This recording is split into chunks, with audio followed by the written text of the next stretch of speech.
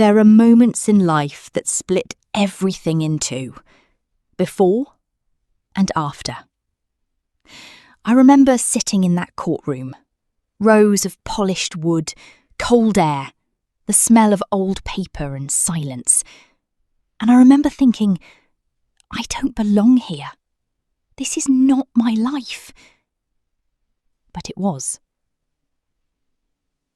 My name is Maya.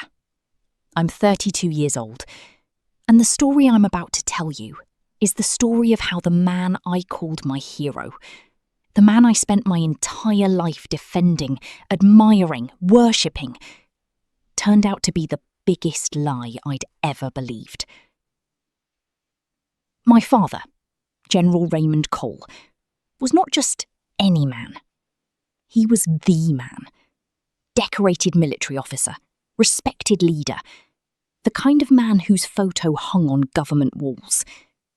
When I walked into a room and said, "My father is General Cole," people's eyes changed. They stood a little straighter. I felt his power like it was my own. Growing up, I was his daughter first, and everything else second. He taught me to hold my chin up. He taught me discipline, loyalty, sacrifice. He used to say, and I still hear his voice when I say this, "Maya, the truth is always worth protecting, even when it costs you." I believed him. God help me, I believed every single word. My mother passed away when I was 9. A car accident on a Tuesday night in October. I barely remember her face without looking at a photograph. And after she was gone, it was just me and him. Just Maya and the General. And I held on to that bond like it was the only real thing in the world. I was proud of him. I defended him. Even when whispers started, in our small town, in the military circles, in the hushed conversations that stopped the moment I walked in, I shut them down. Hard. I was fierce about it. If anyone dared to say anything less than honourable about Raymond Cole, they answered to me. I want you to understand something about growing up as the General's daughter. Doubt wasn't allowed. Questions were weakness. And loyalty, absolute, unquestioning loyalty, was the highest virtue. So when I started digging, I felt like a traitor. Every search I made on my laptop felt like a small act of treason. Every old document I requested felt like I was stabbing him in the back. I almost stopped. A dozen times I almost stopped. But then I found the name. Margaret Hale. She wasn't hard to find once I knew where to look. An old address, 40 minutes from where I grew up. A Facebook profile, mostly private. But one photo, one public photo, stopped my heart completely. It was a family photo. A woman in her late 50s, a man beside her, and between them, a girl, maybe 25, laughing at the camera. The man beside the woman was my father. Not a younger version of him, not a military colleague at a formal event. My father, Raymond Cole. Standing in someone else's backyard, like he belonged there. Like it was home. My hands were shaking so badly I dropped my phone. I picked it up, looked again, told myself it was a mistake. But there was no mistaking those eyes, that jaw, the way he tilted his head slightly to the left when he smiled. I'd memorised that face my entire life. I hired a private investigator, a woman named Lena, sharp and methodical and completely without sentiment.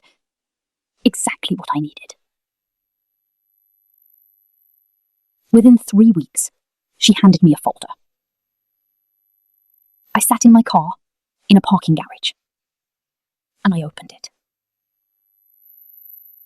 Margaret Hale.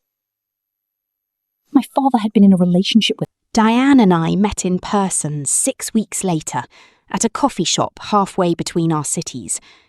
I didn't know what I expected. Awkwardness, maybe? Tension? Grief? But the moment she walked through the door and our eyes met, I felt something I hadn't felt in months. I felt seen. We had the same hands. We had the same nervous laugh. We even ordered the same drink without knowing it.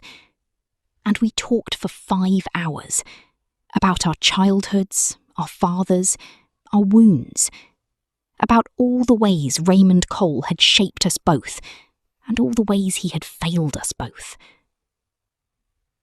Diane had grown up knowing about me. My father had told Margaret that he had a daughter from a previous relationship who lived far away. He had made sure we never crossed paths. He had controlled everything. Holidays, visits, phone calls, to keep 2 worlds from ever colliding.